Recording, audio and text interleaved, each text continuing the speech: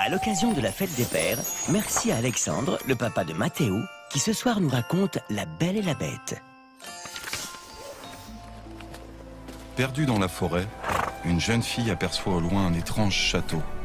« Allons demander de l'aide », dit Belle à son cheval. « Quelle étonnante demeure! Tous les objets bougent et parlent. »« Je vous souhaite un bon appétit », s'exclame Lumière, le chandelier. Et aussitôt, la vaisselle et les couverts se mettent à danser.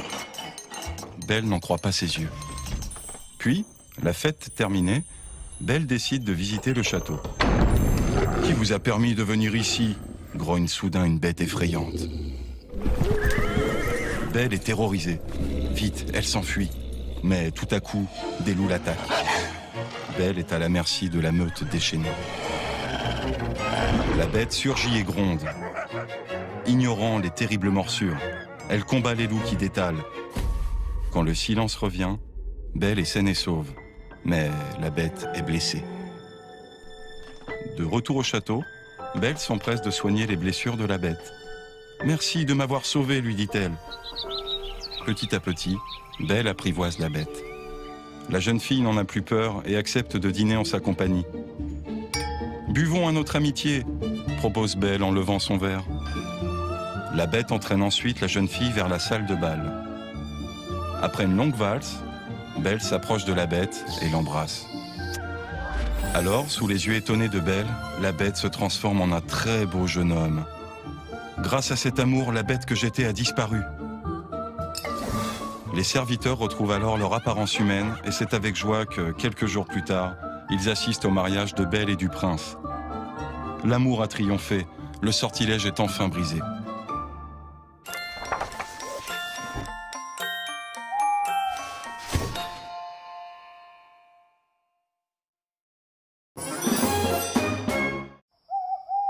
À l'occasion de la fête des mères, merci à Virginie, la maman de Jade, qui ce soir nous raconte Alice au pays des merveilles.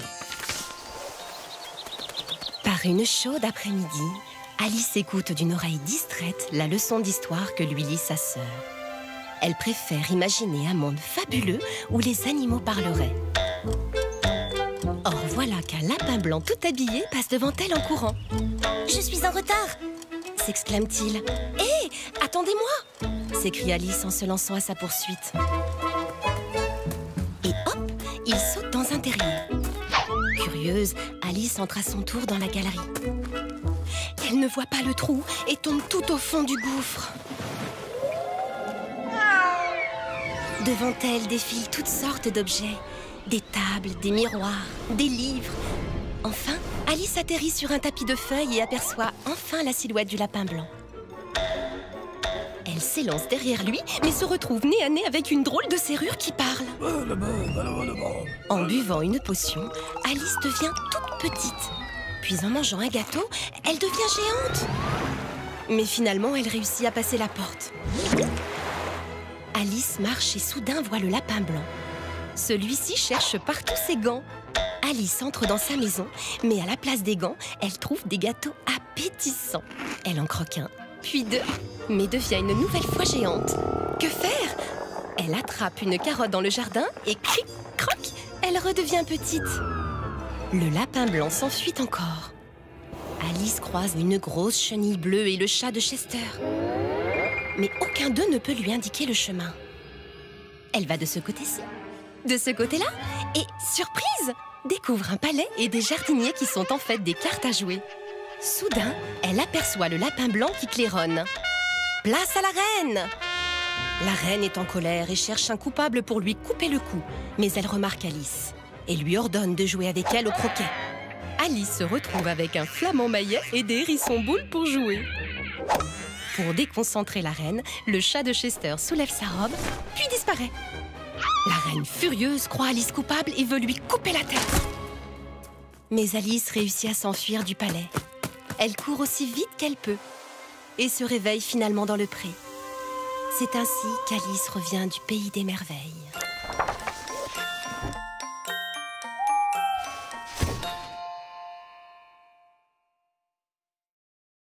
Tous les jours sur Disney Junior, quand le jour est sur le point de tomber, c'est le moment de retrouver les plus belles histoires des héros Disney.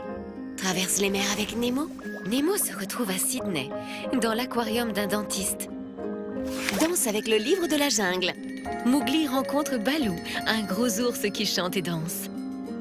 Viens revivre et écouter les aventures de tes héros préférés avec ma petite histoire du soir dans le mois Contes et Histoire, tous les jours à 19h20 sur Disney Junior.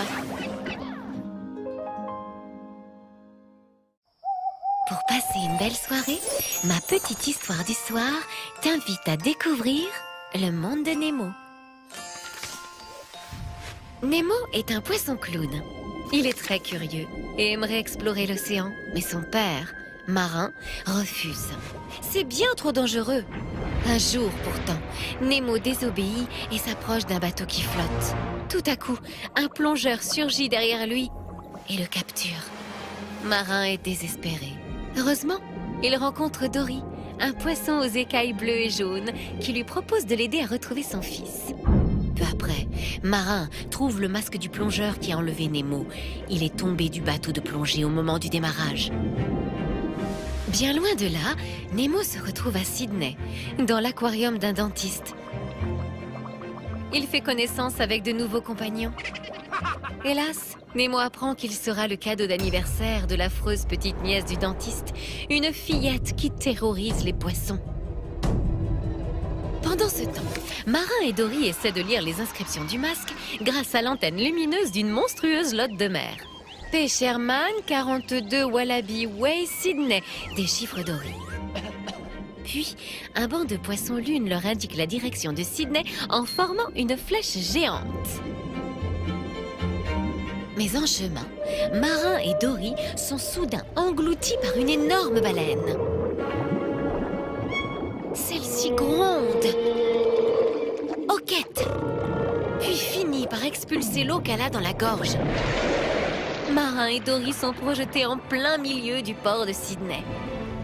De son côté, Nemo a trouvé une ruse pour s'échapper. Il se fait passer pour mort afin d'être jeté dans le lavabo. Ainsi, Nemo nage dans le tuyau d'évacuation et se retrouve libre dans l'océan. Dory et Marin retrouvent enfin le petit Nemo. Fier du courage de son fils, Marin le serre dans ses nageoires. « Je t'aime, papa », murmure Nemo. « J'ai compris beaucoup de choses dans cette aventure. Je promets de ne plus jamais te désobéir. »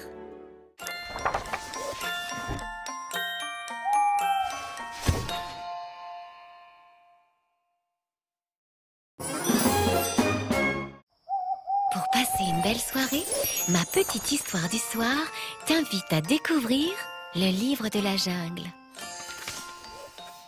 En se promenant le long de la rivière, Bagheera la panthère découvre un petit homme dans un panier.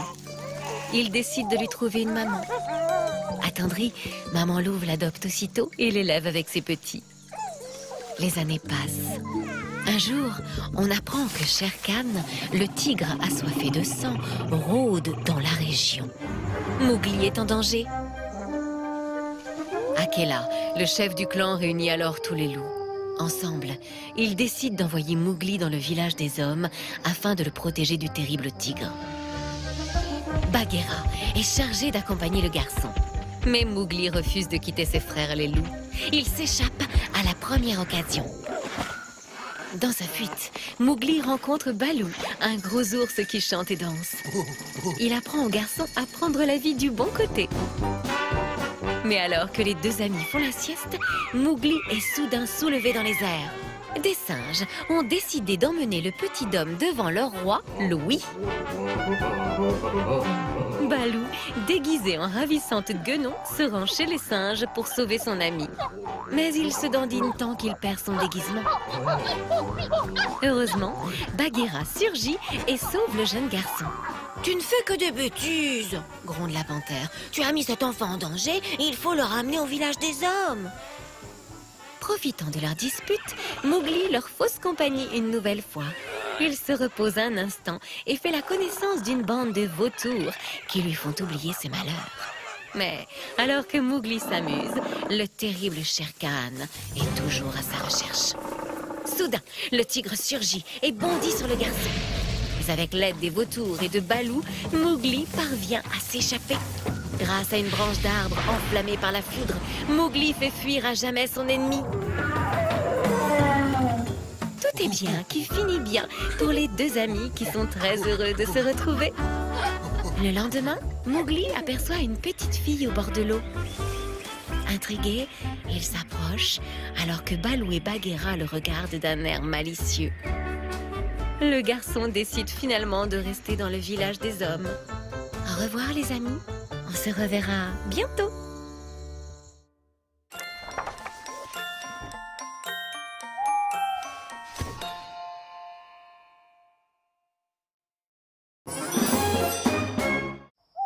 Pour passer une belle soirée, ma petite histoire du soir t'invite à découvrir La princesse et la grenouille.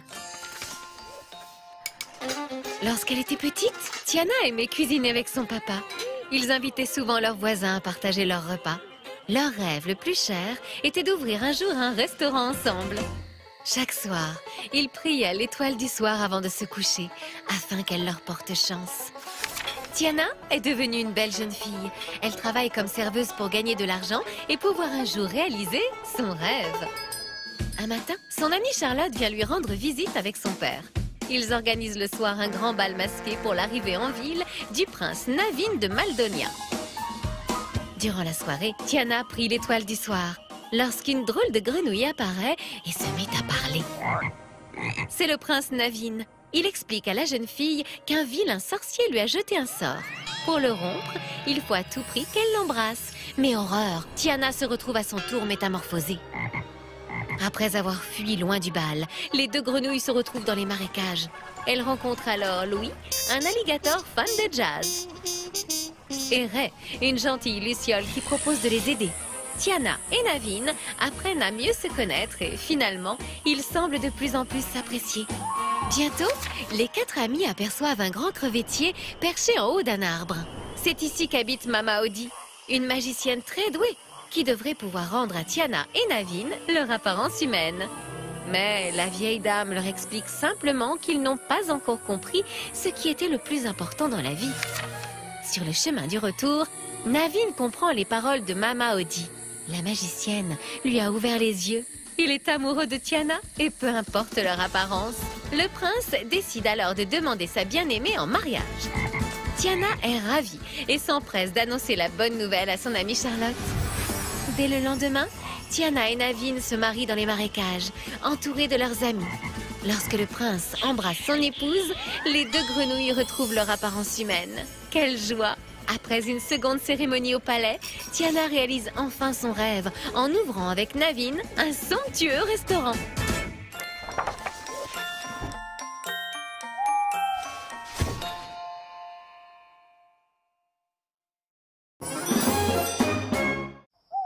Pour passer une belle soirée, ma petite histoire du soir t'invite à découvrir Réponse.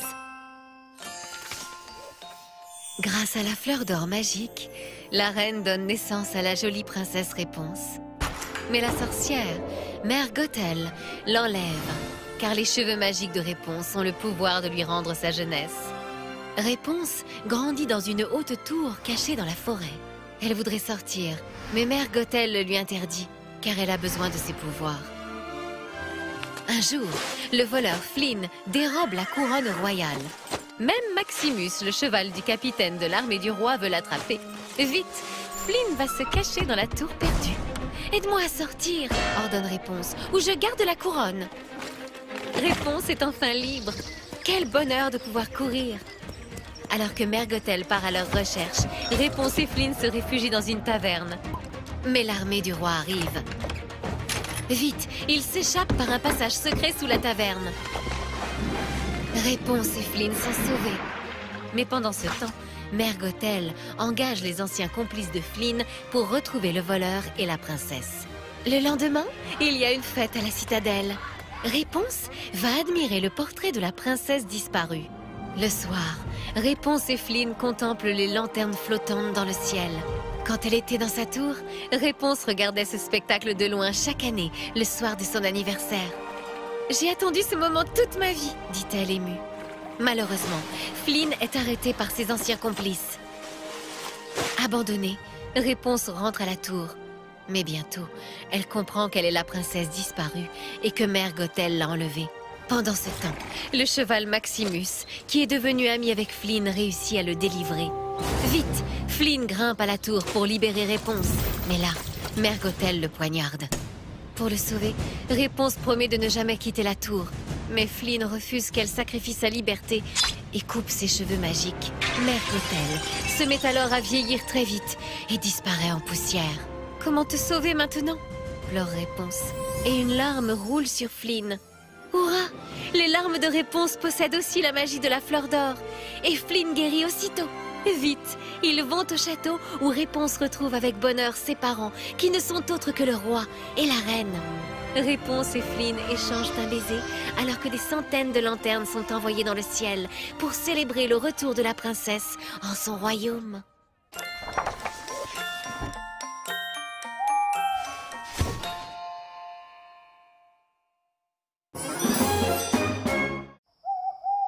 Pour passer une belle soirée, ma petite histoire du soir t'invite à découvrir l'anniversaire de Martin. Aujourd'hui, c'est l'anniversaire de Martin. Ses amis lui organisent une fête surprise. En cachette, Martin ne perd pas une miette de ce qui se prépare en son honneur. Vite, tout doit être prêt pour ce soir. Luigi gonfle les ballons avec sa pompe et Guido réalise un splendide gâteau de pneus. De son côté, Fillmore cuisine un peu de sa délicieuse essence. Martin en raffole. Qui fonce à toute allure? C'est Jeff Corvette. Il ne veut surtout pas être en retard pour la fête. Flash a prévu plein de jeux pour l'anniversaire de son ami, car Martin adore jouer. Sally emballe les cadeaux. Elle compte offrir à Martin un nouveau crochet de remorquage et un enjoliveur tout rouillé. Flo décore la salle avec des guirlandes et de ravissants rubans. Red utilise son échelle pour les accrocher. Quelle équipe de choc! Pendant ce temps, Ramon peint un superbe portrait de Martin sur un capot. Il est l'heure. Sergent conduit les amis de Martin vers le lieu de la fête. Il roule tout doucement. Chut! Martin ne doit pas les entendre. Finn et Holly, les deux agents secrets, se rendent aussi à l'anniversaire. Martin souhaite utiliser un de leurs fameux gadgets d'espion pour faire croire à tous qu'il est déguisé en paquet cadeau. Grâce à ce tour d'illusion, ses amis n'y verront que du feu. Quel farceur ce Martin! La fête peut enfin commencer. Tous les cadeaux sont empilés et les ballons sont accrochés. Un bruit retentit. Vite, c'est Martin qui arrive! Les voitures se cachent. Joyeux anniversaire! S'éclament en chœur tous les amis. Mais ce n'est pas Martin, c'est Lizzie qui apporte de drôles de chapeaux pour la fête. La nuit est déjà tombée, mais où est Martin? Sans perdre une minute de plus, Flash part chercher la remorqueuse. Shérif aussi sillonne les routes.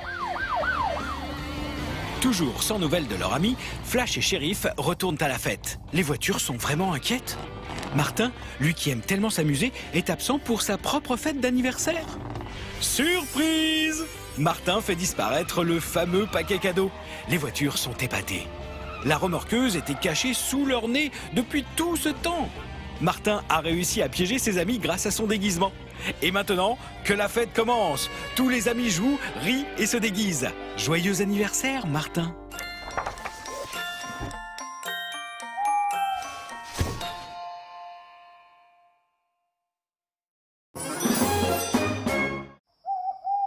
Pour passer une belle soirée, ma petite histoire du soir t'invite à découvrir Cars. C'est aujourd'hui qu'a lieu la Piston Cup, la plus importante course de voitures de l'année. Flash McQueen est persuadé de gagner, mais... Nous avons 3 vainqueurs ex-aequo, crient les haut-parleurs. Pour les départager, une nouvelle course sera organisée dans quelques jours en Californie. Je veux arriver le premier en Californie pour pouvoir m'entraîner sur le circuit, dit Flash à Mac, son camion. Épuisé par la course, il s'endort. Mais au milieu du voyage, la remorque s'ouvre et Flash glisse du camion. La voiture rouge se réveille à contresens au beau milieu de l'autoroute. Flash part à la recherche de Mac. Soudain, une voiture de police le prend en chasse et une course-poursuite s'engage. En tentant de s'enfuir, Flash McQueen cause beaucoup de dégâts dans une petite ville isolée nommée Radiator Springs. Il est convoqué le lendemain par le tribunal et condamné à réparer la route. Flash est furieux. Il doit tirer un énorme engin de chantier pour goudronner la route. Il devrait plutôt s'entraîner pour la course. Heureusement, les habitants de la ville sont très gentils. Il y a les garagistes Luigi et Guido, Martin, le camion remorqueur, et Sally, la belle voiture de course. Quelques jours plus tard, la route est enfin terminée. Sally emmène alors Flash faire une petite promenade. Elle lui explique qu'avant, plein de touristes s'arrêtaient à Radiator Springs. Désormais, plus personne n'y passe et les habitants se sentent inutiles. Flash est triste. Il voudrait faire quelque chose pour ses amis, mais l'heure de la course a sonné et il doit quitter la ville. Avant de partir, il décide d'acheter des pneus neufs chez Luigi, de faire le plein d'essence biologique chez Fillmore et il choisit même de nouveaux autocollants à la boutique.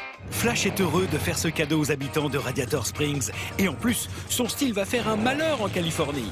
Le jour de la course, tous les amis de Radiator Springs sont venus soutenir Flash.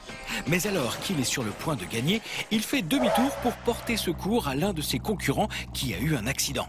Flash McQueen a finalement compris que la gloire importe peu. Après la compétition, il décide même de retourner vivre avec ses nouveaux amis et la belle Sally, dont il est tombé amoureux.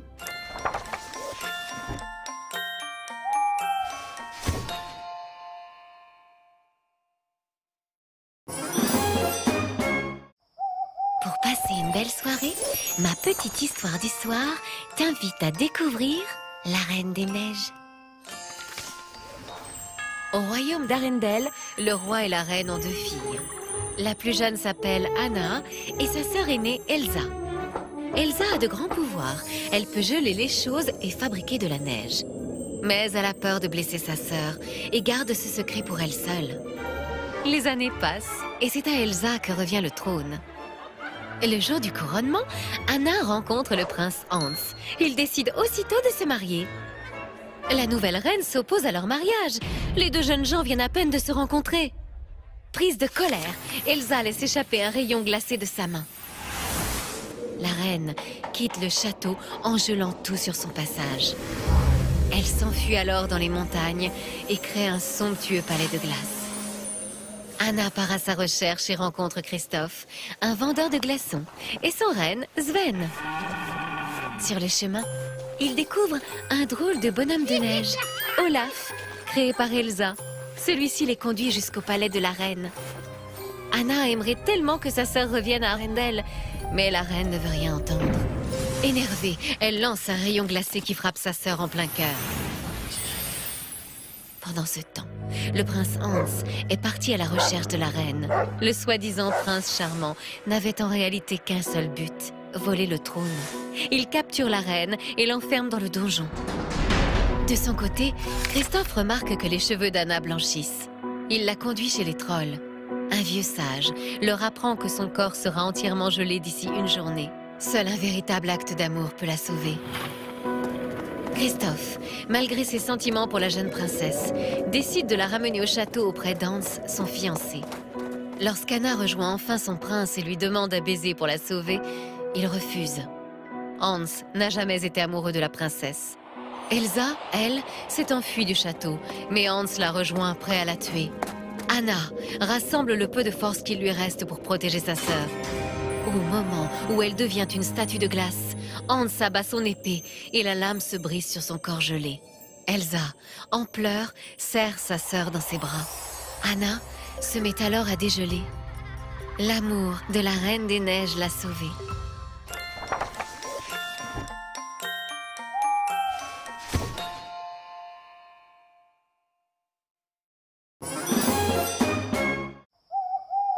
Pour passer une belle soirée, ma petite histoire du soir t'invite à découvrir Au secours, Martin. Flash McQueen et Martin se baladaient sur Main Street quand Martin dit soudain « Tu sais, j'ai été camion de pompier. »« Quoi » s'étonna Flash. « Sur la gomme de mon père, c'est vrai » jura Martin. Et il commença son histoire. « Alerte, départ de feu » hurla la voix dans le haut-parleur de la caserne. Il n'y avait pas une minute à perdre. Martin se mit aussitôt en route. Martin arriva sur le lieu de l'incendie pour essayer de l'éteindre. Avec son tuyau, il lança de l'eau directement sur l'immeuble en feu. Martin, souffla McQueen en interrompant son ami. Franchement, je ne peux pas croire que tu aies été camion de pompier. Rappelle-toi, nom d'un pneu, insista Martin. Tu étais là, toi aussi. Ah! Au secours! À moi! Criait Flash en cherchant un moyen d'échapper aux flammes. Reste calme, lui dit Martin, en l'aspergeant avec de l'eau froide. Martin virevolta rapidement et fit monter une échelle pour aider Flash à s'extirper de l'immeuble. « Vas-y, saute !» cria Martin alors qu'il sortait son ami par la fenêtre juste avant que l'immeuble n'explose. Martin déposa Flash à l'arrière de l'ambulance. « Conduisez-le à l'hôpital, il est en surchauffe !» ordonna Martin. « Bravo Martin !» crièrent Mia et Tia, les groupies du camion de pompiers. Pendant ce temps, Flash était à plat dans la salle d'opération de l'hôpital. « Hein? Qu'est-ce qui s'est passé? Où suis-je » demanda-t-il confus. Flash était encore sous le choc lorsque Martin entra dans la salle. « Martin, tu es aussi médecin » s'étonna Flash. « Tout le monde à son poste !» avertit Martin avant de donner une décharge électrique à la batterie de Flash. « Non, attendez! Ah !» hurla Flash. « Ok, et que s'est-il passé ?» demanda Flash. « Je t'ai sauvé la vie !» répondit Martin. « Impossible !» dit Flash. Juste à ce moment-là, l'infirmière présente à l'opération arriva. « Salut docteur !» dit-elle en s'adressant à Martin. « Eh si !» insista Martin en laissant Flash McQueen sans voix.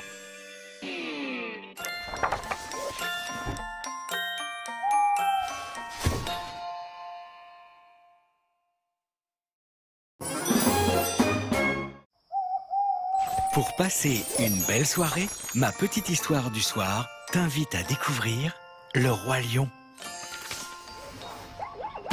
Sous le soleil de la savane, tous les animaux traversent la terre des lions. Ils se rendent au rocher du lion pour célébrer un grand événement.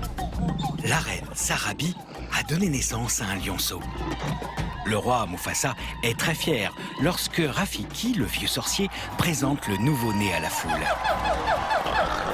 Seul Scar, le frère du roi, est absent. Sans même connaître Simba, il le déteste déjà, car le nouvel héritier brise ses espoirs de devenir roi un jour. Sarabi et moi ne t'avons pas vu à la présentation de Simba, reproche Mufasa à son frère.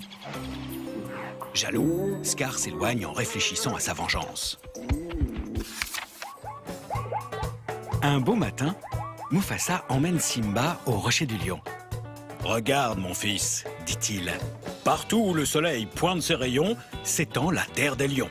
Un jour, tu en seras le roi. » Simba est très fier. Mais ce qui lui importe le plus, c'est de jouer avec sa meilleure amie, Nala. Aujourd'hui, Simba a décidé d'explorer avec son ami Nala un endroit très secret dont oncle Scar lui a parlé. « Je voudrais être roi », crie Simba, en détalant à travers la savane avec les zèbres. Simba et Nala arrivent devant un énorme crâne d'éléphant. « Ça y est, on est arrivé !» crie joyeusement Simba. Sa joie est de courte durée, car des hyènes surgissent de nulle part. Courageusement, Simba fait face, sans succès. Heureusement, le roi Mufasa apparaît. Il se jette sur les hyènes pour protéger Simba. « N'approchez plus jamais de mon fils !» rugit-il. Mufasa n'est pas content que son fils se soit aventuré dans un lieu si dangereux. Mais au fond de lui, il est soulagé de l'avoir retrouvé sain et sauf. Alors que les étoiles scintillent dans le ciel, Mufasa et Simba se réconcilient. « Regarde, dit Mufasa, nos ancêtres nous observent de là-haut. Ils seront toujours là pour te guider. Et moi aussi, je serai toujours là pour toi. »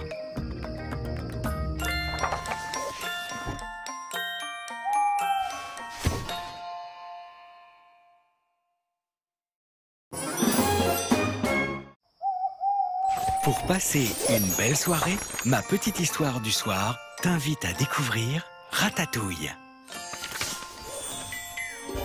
Rémi est un drôle de rat qui rêve d'être cuisinier. Sur les toits de Paris, il admire l'enseigne lumineuse d'un grand restaurant.